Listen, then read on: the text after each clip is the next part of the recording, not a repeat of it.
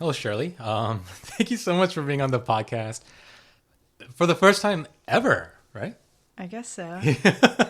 Well, for those of you who don't know, Shirley is my wife, and I've been asking her to be on my podcast since when? Probably the first episode, Maybe, yeah. right? So in the 2.5 years, it's closing in on, well, I guess, yeah, 2.5 years of doing this, you finally agreed to be on the podcast, and for that I am very grateful.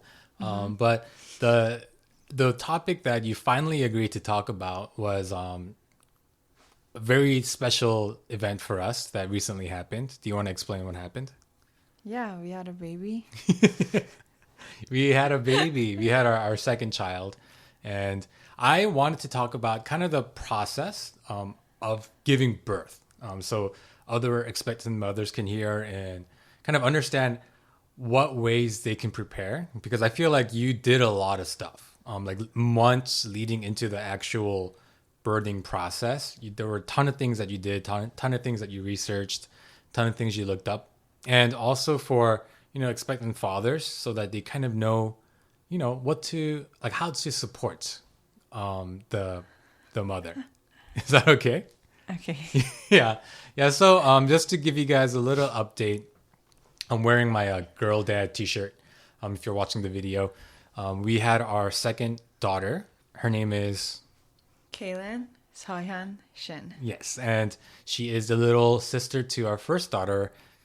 Jian Shin. Yeah, and both births.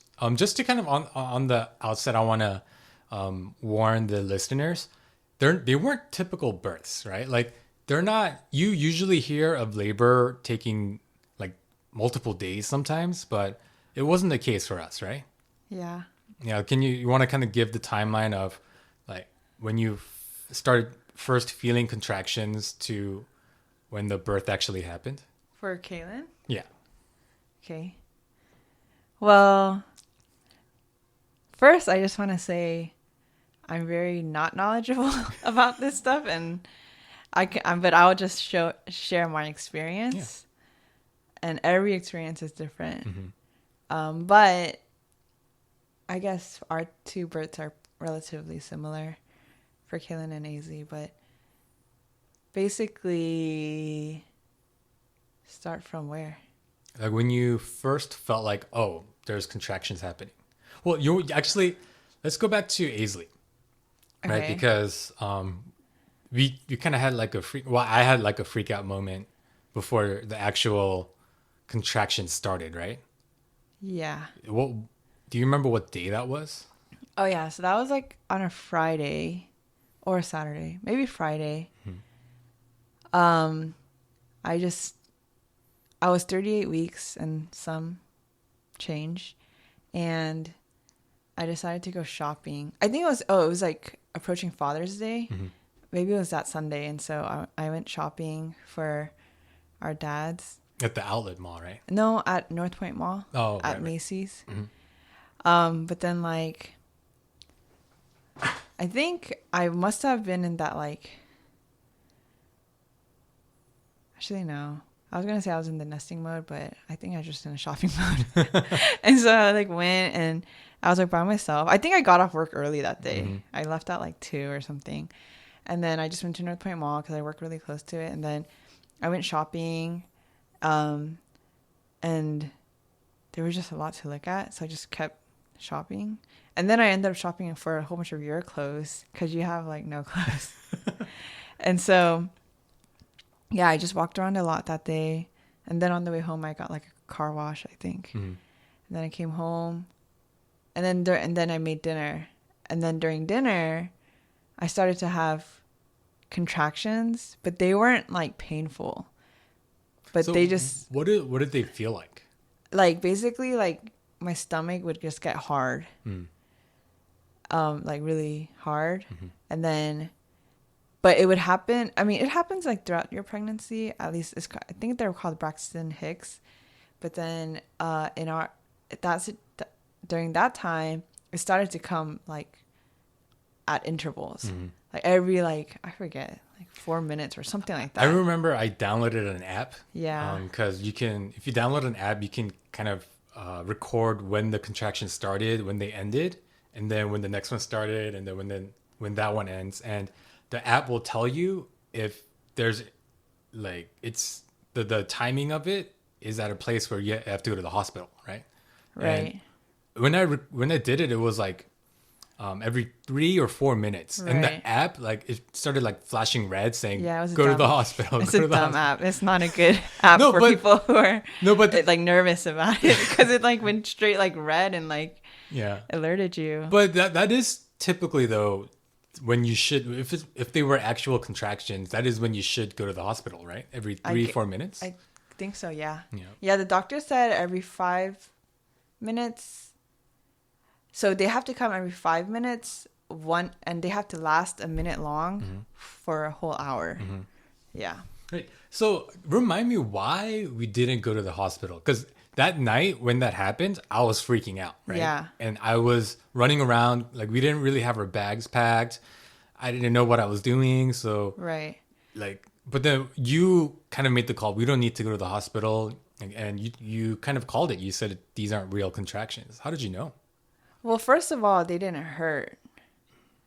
A second of all, because I was trying to go natural, I listened to so many birth stories and just like really read up on how contractions are. But apparently if they're real contractions, they're gonna hurt and like they get more intense every contraction.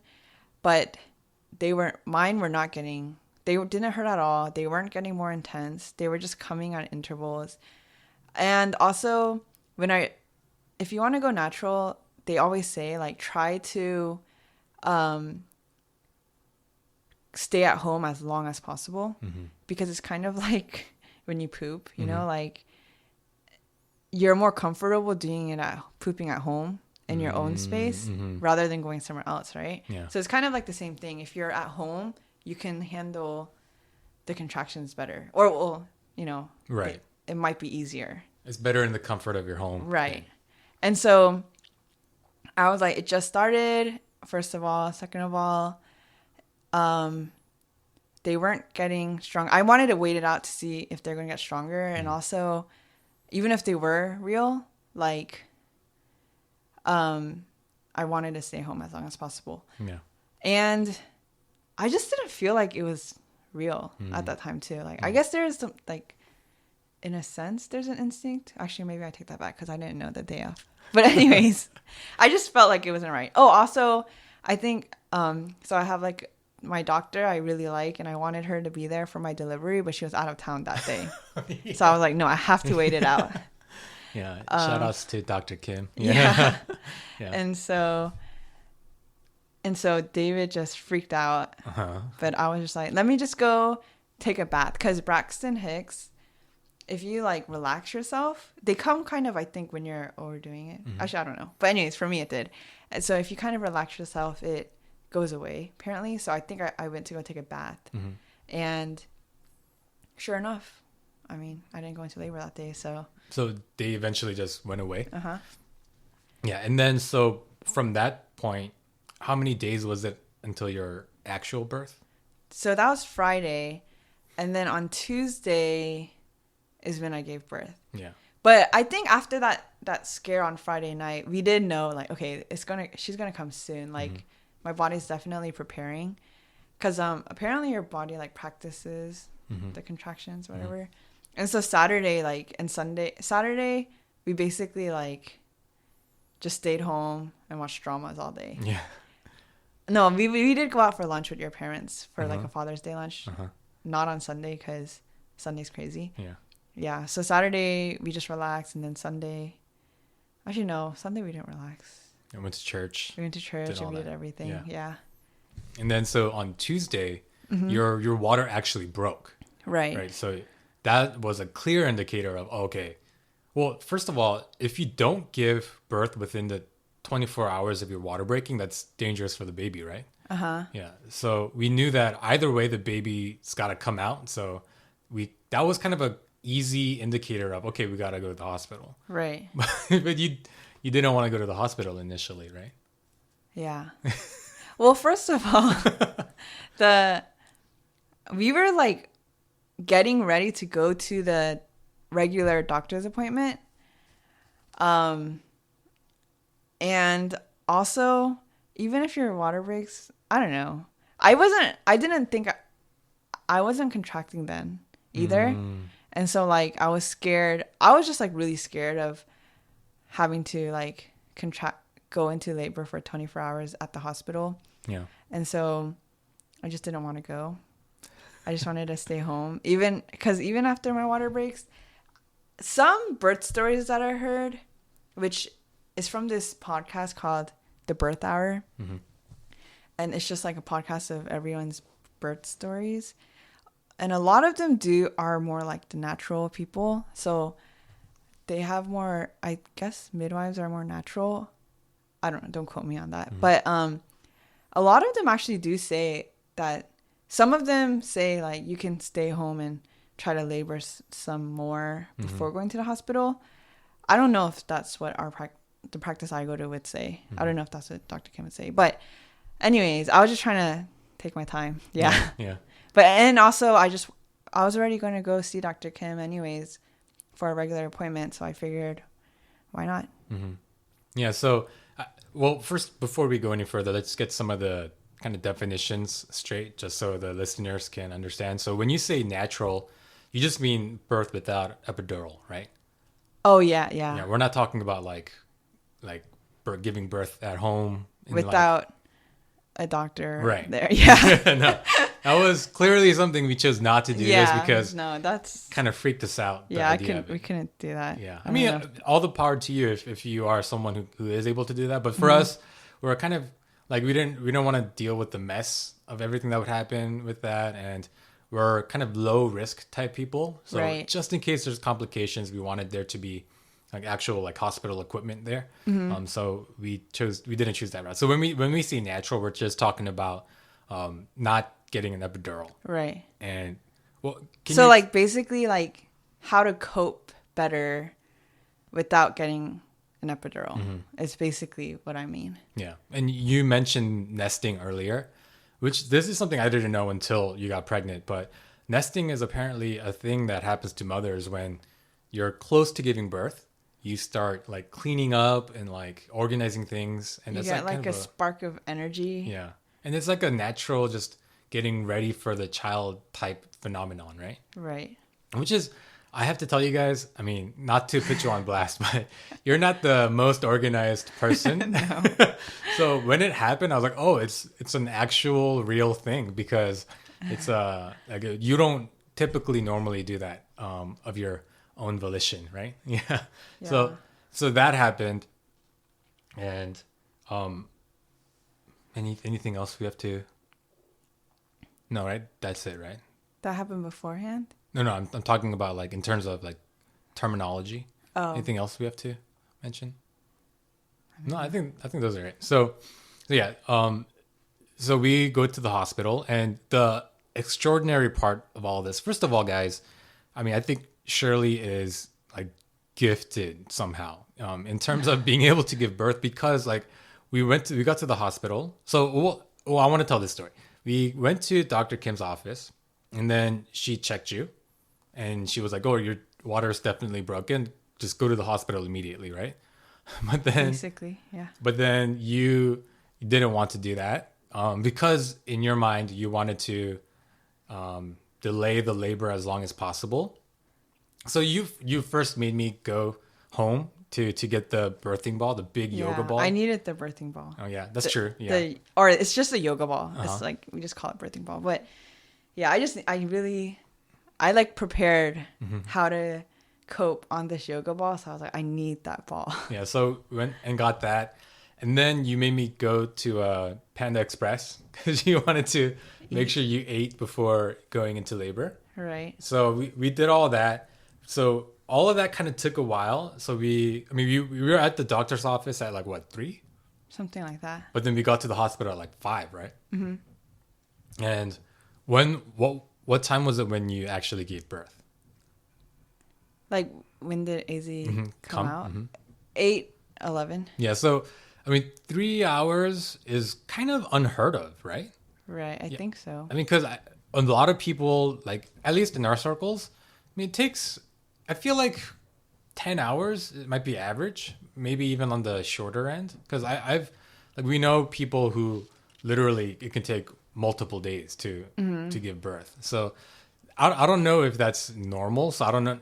I want to make sure people understand, especially expecting mothers, that maybe that shouldn't be something you're expecting for your own birth, right? Yeah, I was expecting it to last like 20 hours. Yeah, and me too. Because I mean, we brought so many things to prepare, and especially the birthing ball thing. You brought that because you wanted to make sure you could cope using all the different techniques that you learned. And then so AZ was born. You did it without an epidural. How much did it hurt? A lot.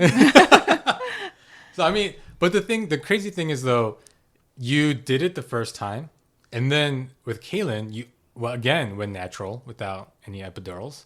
So like, Right. why'd you do that to yourself? Well, first of all, the reason why I didn't get an epidural is because I'm more scared of the long needle that they're going to put in my spine than giving birth.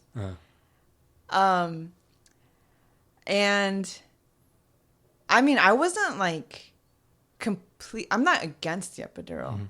It was just more like, how far can I go without getting it? But I was blessed in that I only really had to labor for like 3 hours. And so I was able to cope it. But I'm sure if I went 10 hours plus, I would have needed the epidural. But yeah, and then like there's a lot of side effects that are very rare, but I just didn't, it scared me. Like one of them being like a spinal headache or something like that. Like apparently you get like the worst, if something goes wrong, you get the worst headache ever. And like when I was like in high school, I suffered some bad migraines. I don't anymore. Maybe because I drink more water and I quit coffee. But anyways, and I know how like it would literally like if I had a migraine, I couldn't do anything. I would just have to lay in bed. But I can't imagine having to do that with the newborn. And so I didn't even want to chance that basically. And then I mean, and then like, the back, like, again, all these are rare, but some people say they have like back pains where they got the shot. And I really didn't want that. So that's why I didn't get the epidural. Yeah. And so like, even with Kaelyn, it was kind of more like, let me just try. And, if I need it, I'll need it. But that was just kind of my mentality.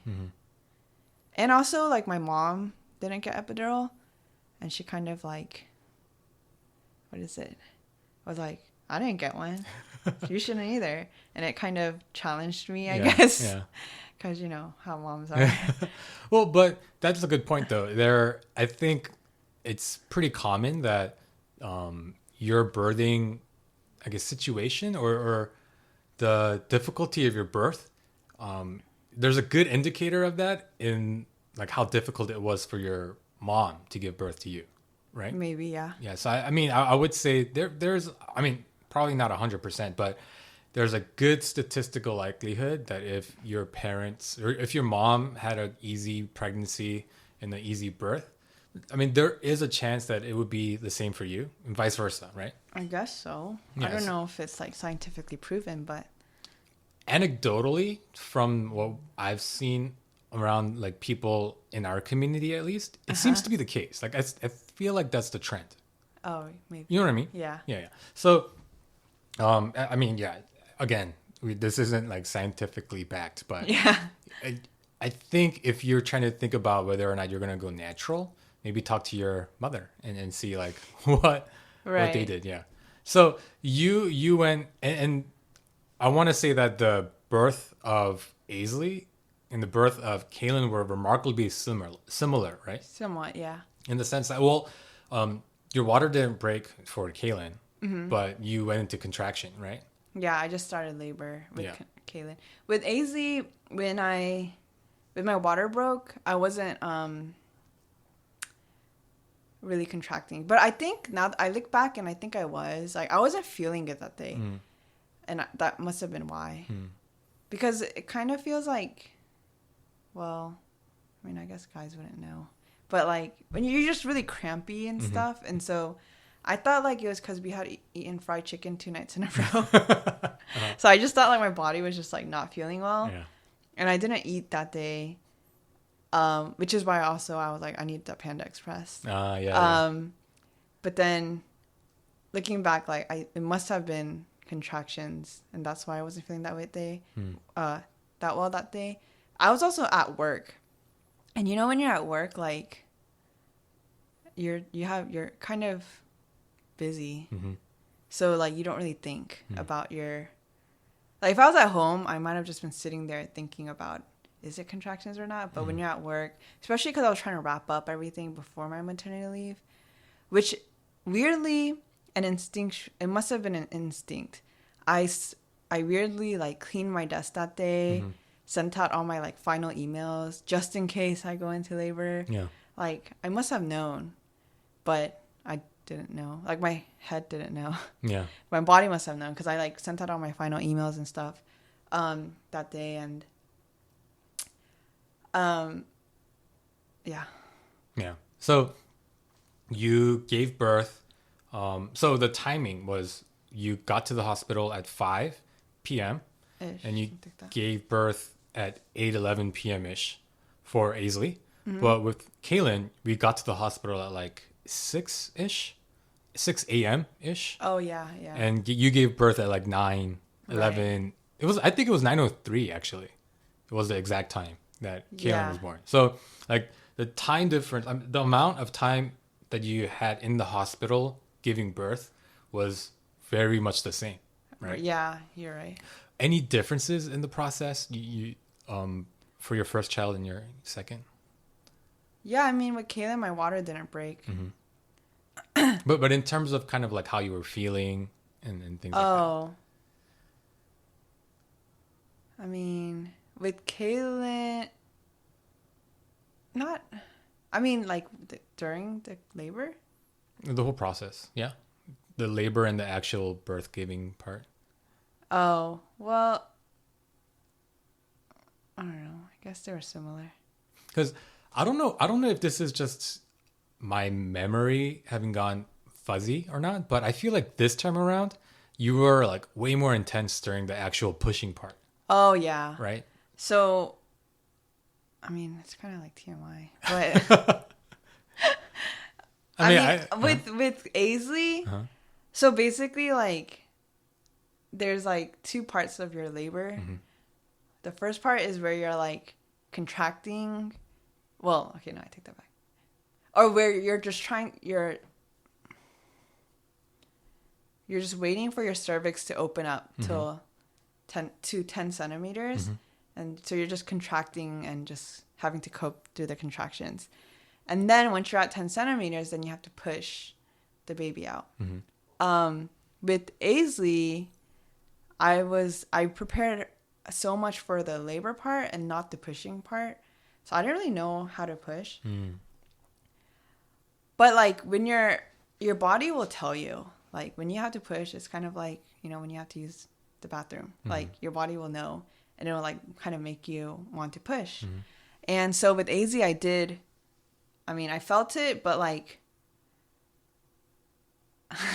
it's like so TMI. I don't know how to explain it without being like so graphic. What? Like you felt like you had to poop? I mean, yeah, but like, it's kind of like with AZ, I think I was more, because I didn't know how to push. It was kind of like when you have to poop and you're just kind of letting the poop come out. Whereas for Kaelyn, I was in pain. I don't know if it's because mentally, with AZ, I didn't know what to expect. So I prepared for the worst. And so it seemed a lot easier. But then because I already but for Kaelyn, because I already went through it with AZ, like I kind of like in my head was like, okay, it's not as bad as I think. And so it seemed a little harder. But then I kind of just wanted it over with. And so when it was time for me to push, I like pushed. Because I kind of knew, or I like knew a little bit more of the sensation, like feeling. So basically, like it's like if you're just like pushing a big poop out. Right.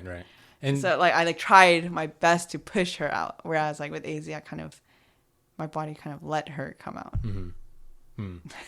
No, that's good. That's good to know, because for people who don't know what that sensation feels like, because I mean, yeah, you I think initially kept saying, oh, like I gotta go use the bathroom, but the nurses kind of had to stop you. I mean, so just to kind of go further into the actual birthing process, with Aisley, you were however many centimeters dilated going into the hospital. I think it was like 4. And then they let the rhythm of what they let you do at our hospital was they put you on the monitors to check your contractions and the baby's heart rate, for 20 minutes. And then they let you kind of walk around and do your thing for 40 minutes, right? So they take you off. And then after that, they put you back on. But after one cycle of that for you like got back on the bed to be monitored, but you kept saying, oh, I gotta go use the bathroom. And then the nurse was like, wait a minute, like, let me see how much you're dilated. And they were like, oh my gosh, you're like ready to push. You're like 10 centimeters dilated. So like, I think when they first checked out, I was like 8. Yeah, and then they started freaking out because you had progressed so fast, right? And then like the doctor had to like kind of rush. Dr. Kim had to like rush over.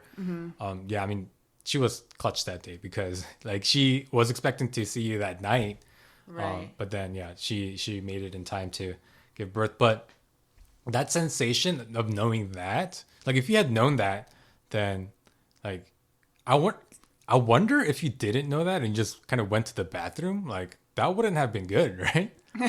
Right? Like, I don't know. If you went to the toilet But you don't hear that many stories of people actually, like, pooping a baby. So, I guess... No, there are stories of people who, like... I think this is a story of, like, some girl who was kind of, like, obese. But she didn't know she was pregnant. And she went to the bathroom and, like, she pooped out a baby, pretty much. Like, yeah. I mean, so I guess it's possible. Yeah. But it's just so, like, people know that that's the sensation that... you need to be kind of aware of, right? So, but anyhow, you AZ came, and I feel like the actual pushing, I don't know why we say it's 45 minutes for Aisley. Yeah, I don't know where I got that number from. But I feel like it was much shorter. I don't know. Well, whatever it was, there's an actual contracting part where you were kind of like walking around, sitting on the yoga ball, and yeah, I think that's a good tip. I think if you want to get the baby out faster, you definitely should be walking, right? If you're able. Oh yeah. Yeah, that's something that we learned with Kaelyn. That your contractions like were kind of more like they came faster, was it? Yeah. Yeah, when you were walking around versus when you were just sitting on the yoga ball. Yeah, and then because with Kaelyn you really wanted to get the baby out, right? Right. Yeah. With Aisley, you didn't really know. But with Kaelyn, we definitely took notes this time around. Oh yeah, and with AZ, like I think I remember when my water broke, like I was like, oh no, I'm not ready yet. Yeah, so you wanted to delay it as much as possible. But then with Kaelyn, like we had sent AZ already to your mom's house, and like, I just needed her to come like that day for everything to work out, because like my mom was scheduled to come, and there was just so much more like scheduling needed to happen just because it's our second child now. Yeah. That I just needed her to come fast. Yeah. And so, yeah, the whole process, I think, again, I think with Aisley, we somehow got this 45-minute number in our head. I think it was closer to like 10. Because I don't think so. With Kaelyn, you push for 10 minutes. And yeah, but... I as a observant, because I was next to you for both, I feel like they were both pretty similar. The only difference being you were way more intense with Kaelyn. But I think the duration wasn't that different. It definitely wasn't like 45 minutes versus 10 minutes. Okay. Yeah. I don't know. I just feel like with AZ, I definitely went through more contractions. With Kaelyn, it was like 3 contractions or something. Yeah. Yeah, maybe 15 minutes versus 10 minutes. That sounds more right. I don't know. But okay, so anyhow, one tip I want to give as a father is when your wife is giving birth, you want to support her back because for both births, the doctors kept telling you to curl up forward. I think, but your instinct and your like natural position was to kind of arch your back and then like lean like back. lay back. Yeah, but then like the doctors kept telling you don't do that, curl forward. So I remember for both births, I was holding your hand with my left arm and I was supporting your back with my right arm, kind of like pushing you forward so that you can curl forward. So yeah, if you so fathers, if you need to build up your arm strength for that, then you should get ready for that. Yeah. So after the births of both, do you remember kind of how you felt? Because you didn't get any epidurals, and they gave you like kind of like Tylenol type. Was it Pitocin? No, Pitocin is not a painkiller. What did they give you to like? For painkillers? Did they give you anything?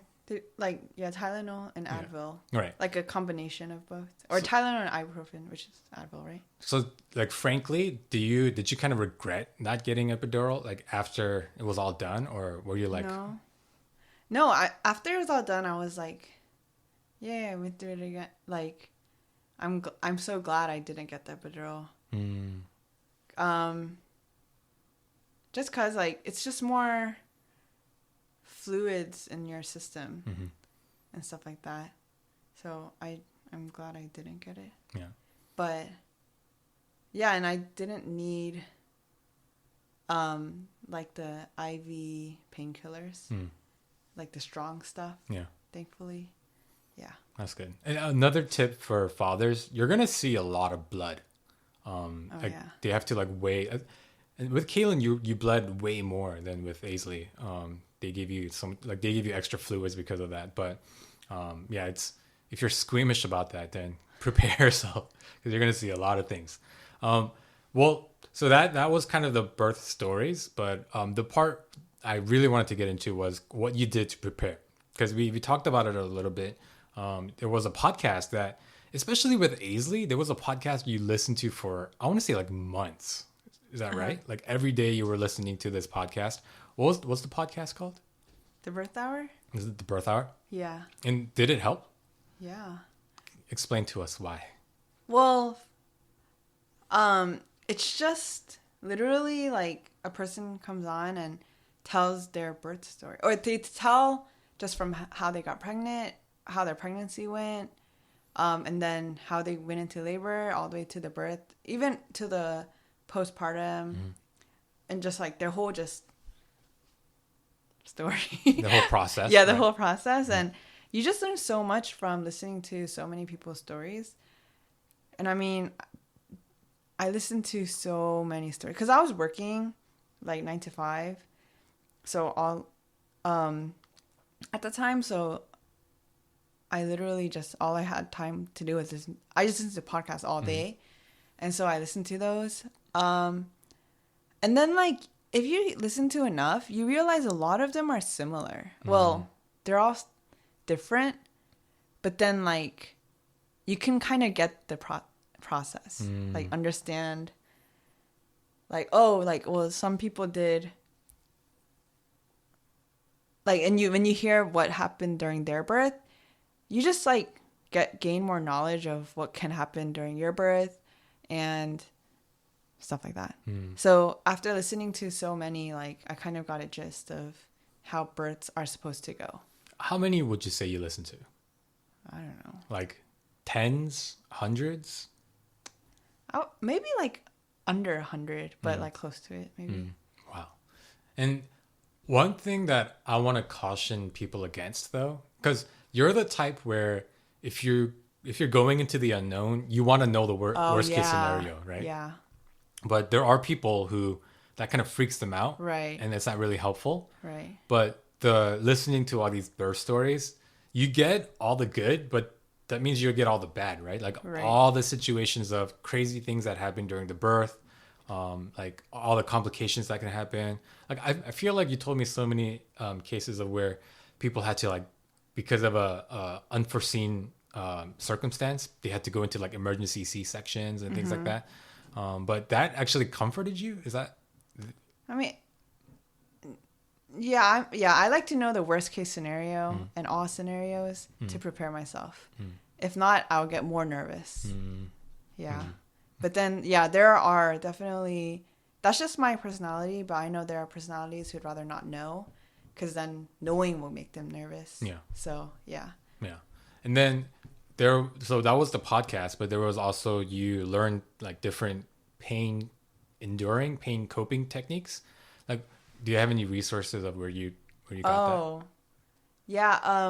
Like on YouTube, I would just look up how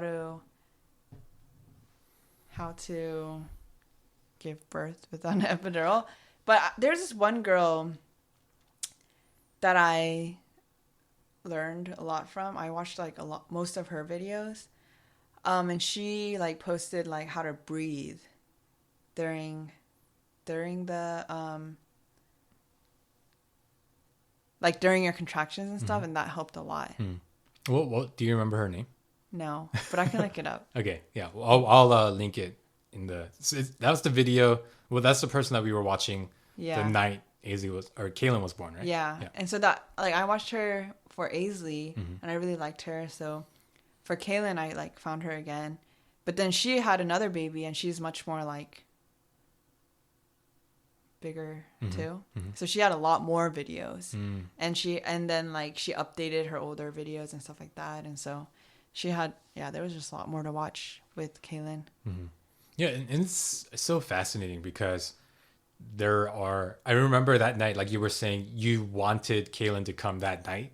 That's also why we kind of let AZ go sleep at my parents' house.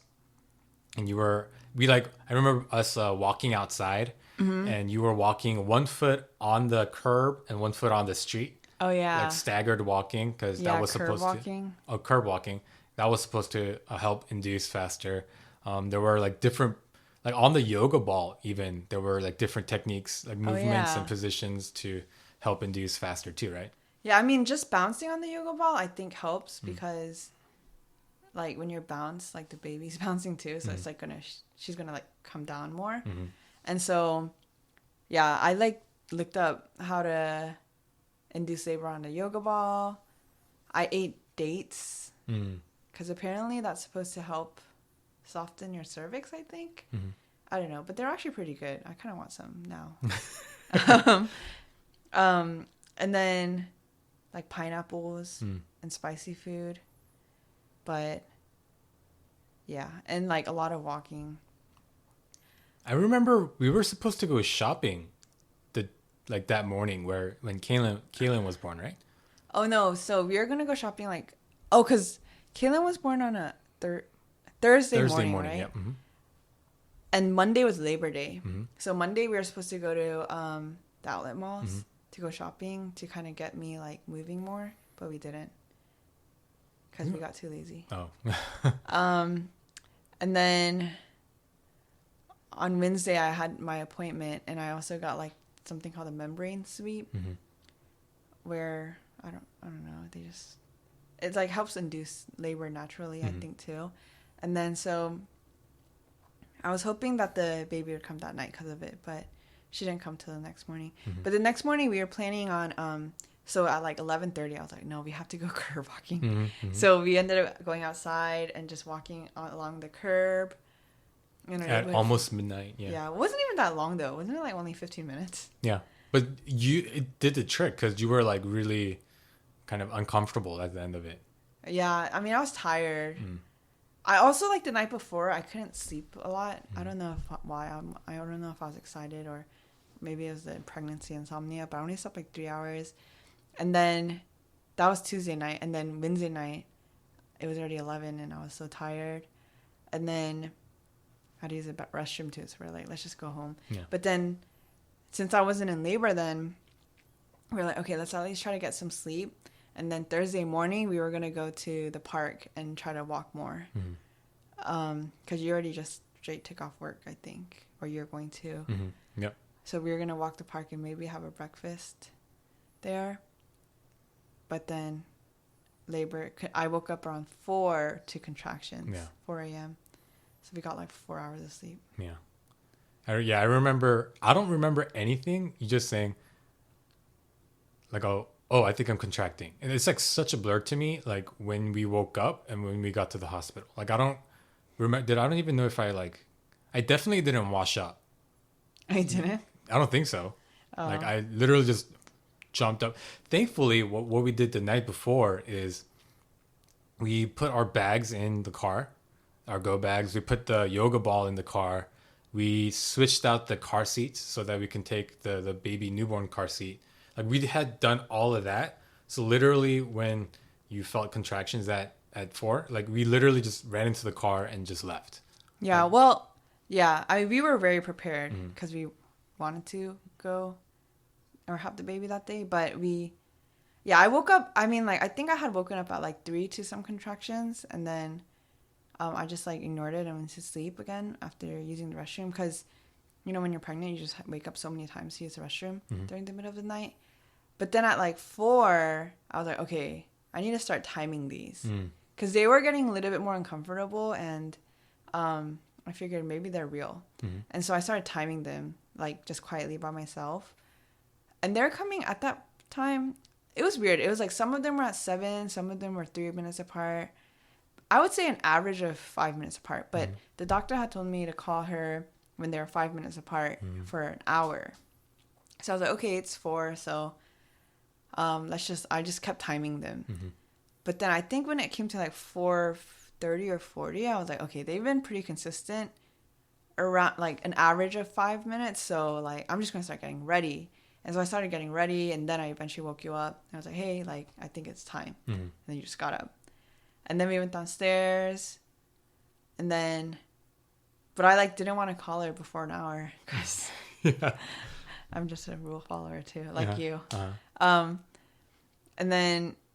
And so I like let it go even, but it was like confusing because some of them would come at like 7 minutes again.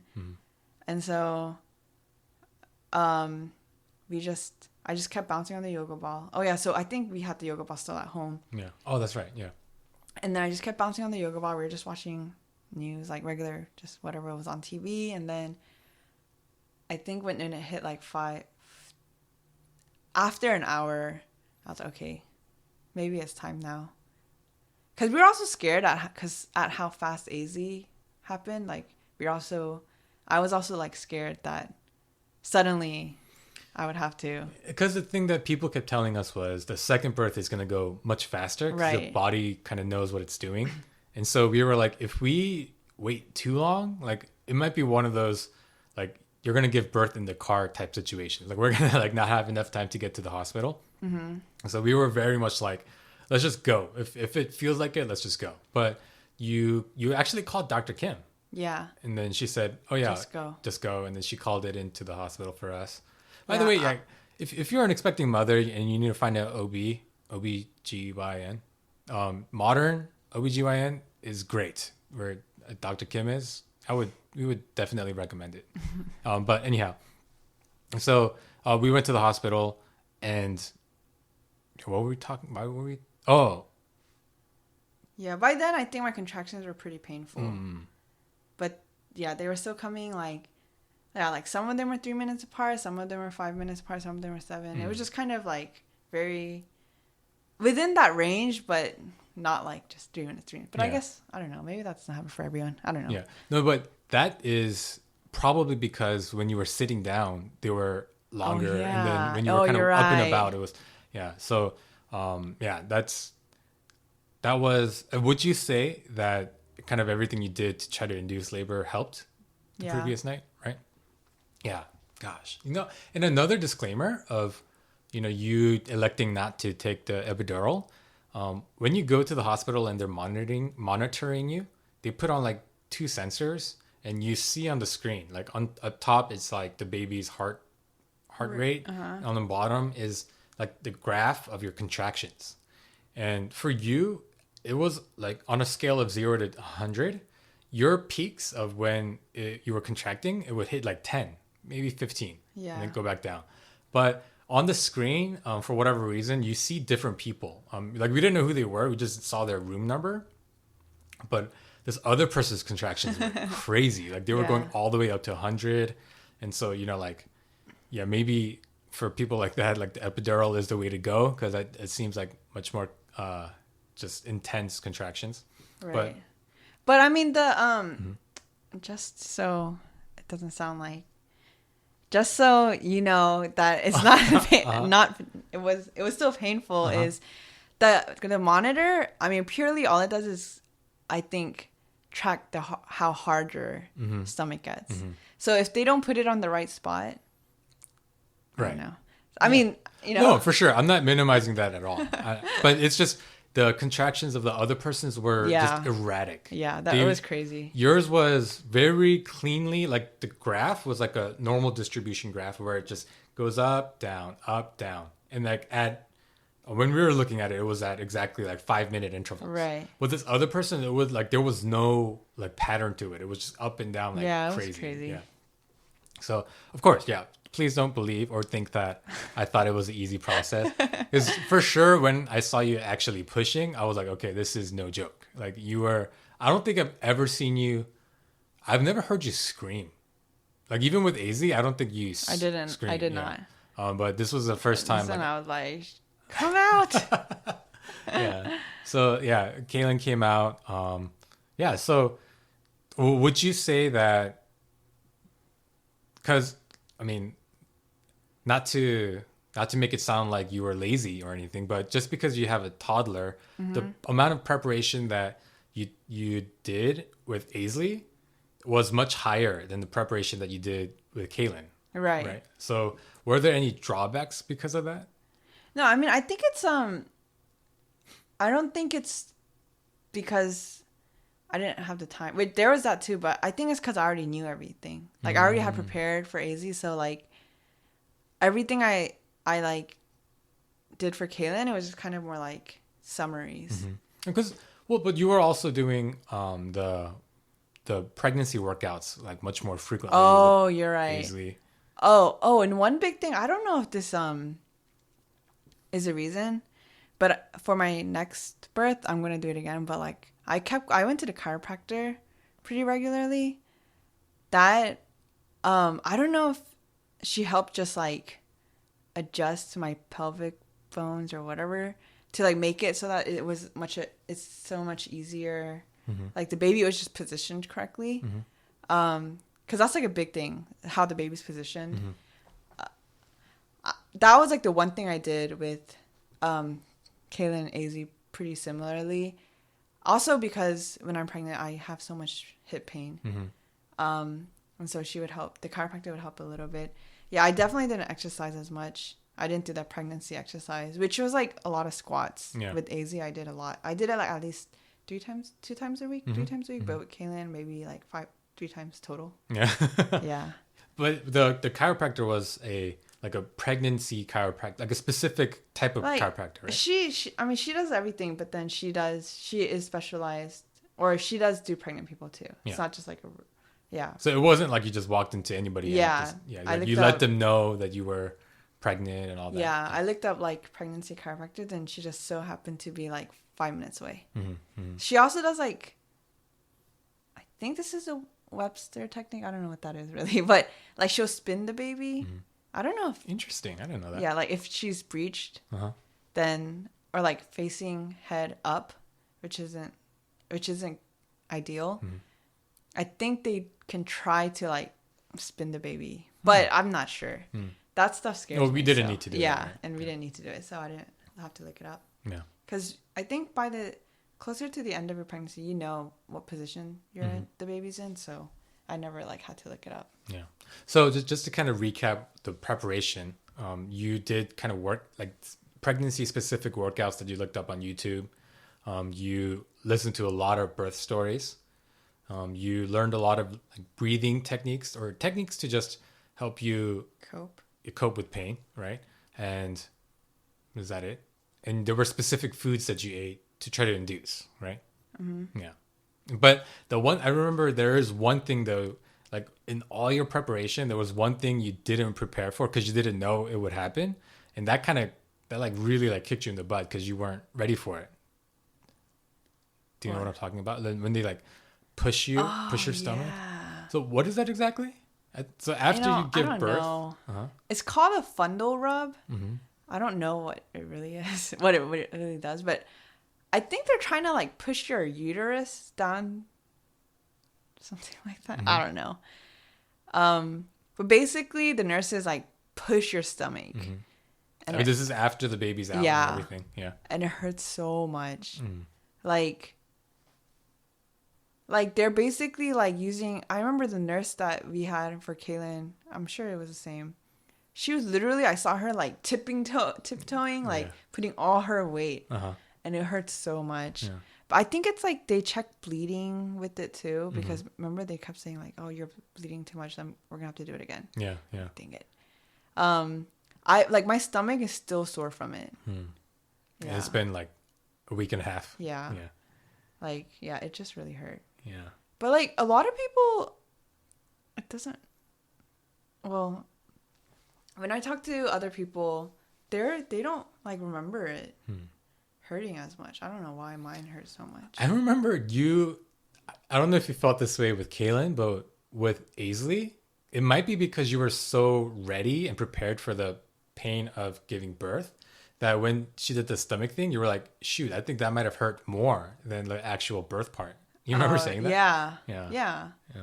Maybe because, mental, because of my mentality. Yeah. But with Kaelyn, though, with AZ, I think it was mentality. With Kaelyn, though, it was definitely different. They definitely, like, had to push way more with Kaelyn, yeah. Yeah, it was, I don't know. I guess they did say I was bleeding more than they wanted me to. So maybe that's why. But, yeah, that's bad. Or that hurts a lot. Yeah. Yeah, so we got to prepare for that part, too. Don't forget, like, well, first of all, you give birth, and then you have to push again for the placenta, don't you? Yeah. So, like, once the baby comes out, you're not all the way done. You have to, like, push again, and the placenta comes out.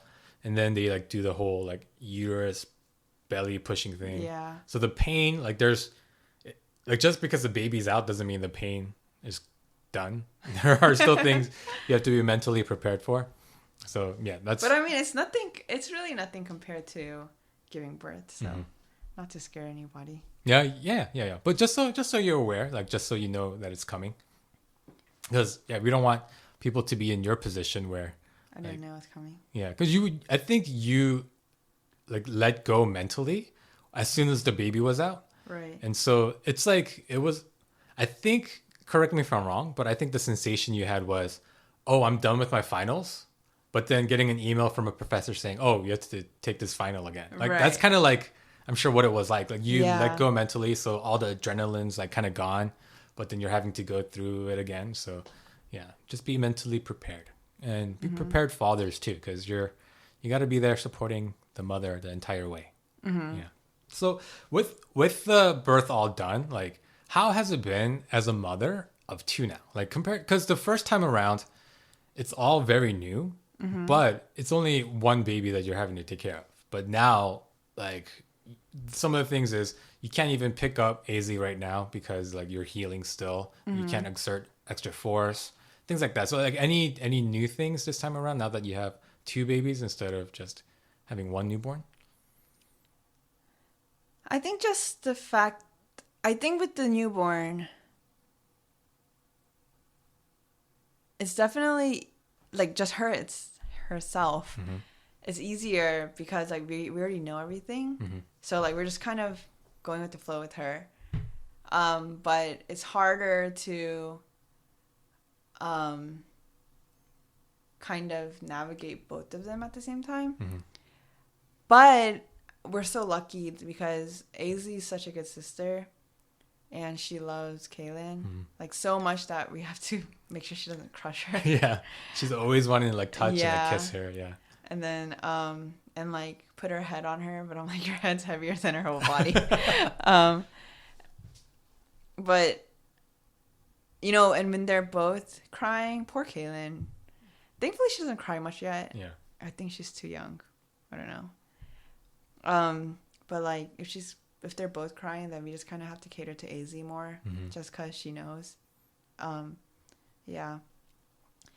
But I mean, I think that's like the hardest part, just kind of navigating both of them at the same time. But then we're so lucky because AZ is so good and Kaelyn's such a chill baby too. Yeah.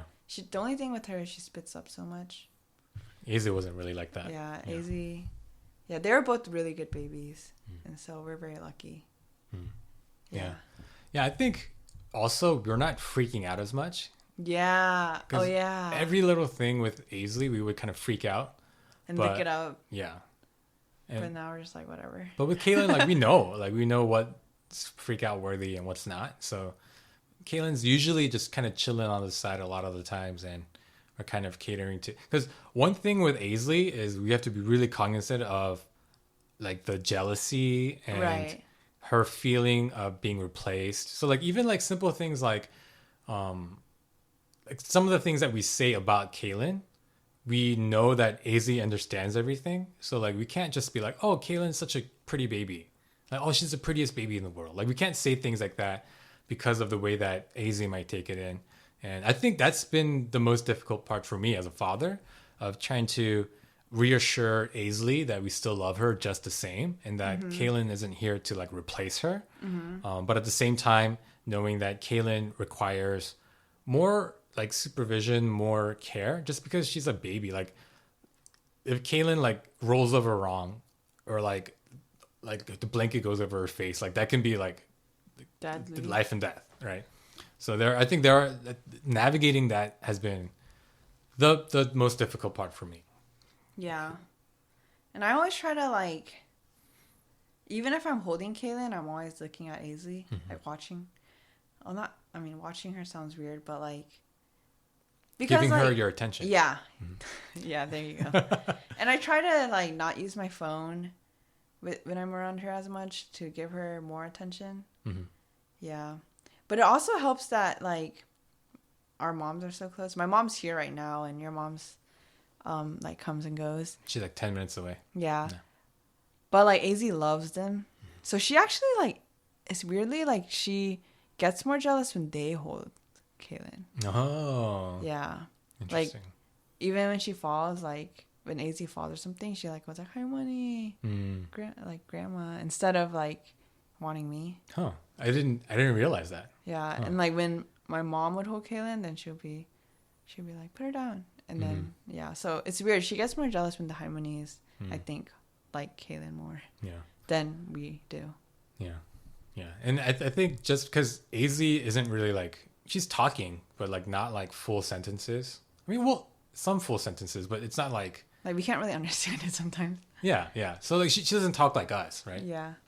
And because of that, I think we assume that she doesn't understand some of the things we say, but she definitely understands way more than we assume. So yeah, it's just trying to be wise and just reassuring her, because the thing that we don't want to like traumatize her, right? And, so and make her resentful. Yeah. So well, but wow, that was already an hour. I think with the whole birth, it was super similar, both birth stories. And I think I do have to give it up to you. Not only is I think your body kind of naturally built in a way that the birth process is a little bit smoother than some of the like horror stories we've heard, but also like you prepared a lot. Like you literally intentionally gave hours upon hours of your time to actually prepare yourself mentally and physically. So yeah, if you know of any expecting mothers, or if you are one yourself, prepare yourself mentally. For fathers, you got to prepare mentally too. Because with me, if that like freak out moment, the few days before Aisley was born, if that didn't happen, the night of the actual birth, I would have freaked out way more. But that freak out night was kind of a crash course in getting myself mentally prepared. So that's why I was able to kind of calmly escort you to the hospital. But if I didn't have that, I would have, like, it would have been such a hectic and chaotic thing for me. So before we wrap up, was there anything you wanted to talk about that we missed? No. Yeah. Well, thank you so much for being on the podcast again. Guys, I'm so happy to have my wife on the podcast, but it's kind of a shame that this was the only topic we talked about because she is such a amazing and interesting person. There are so many things we could talk about. We could have talked about Softy. We could have talked about Aisley and June. We could have talked about your woodworking. We could have talked about like all the things, all the different things that you do. But well, if I get your permission, we might. I'm hoping to be able to talk about that later next time. Maybe. So yeah, thank you guys so much for listening. And thanks for tuning in. Sorry it's been a kind of a big gap. Well, if you were wondering, I guess I should have said this in the beginning. If you were wondering why there weren't new episodes recently, it's because we had a baby, and it's been interesting to say the least. We're kind of hectic with having to take care of two babies, but this is the reason why. But thankfully, my mom came. Shirley's mom is here as well. That's why we were able to get away and do this. But now it's time to go back and take care of our babies. So yeah, thank you guys again for listening, and we'll talk to you next time. Thank you.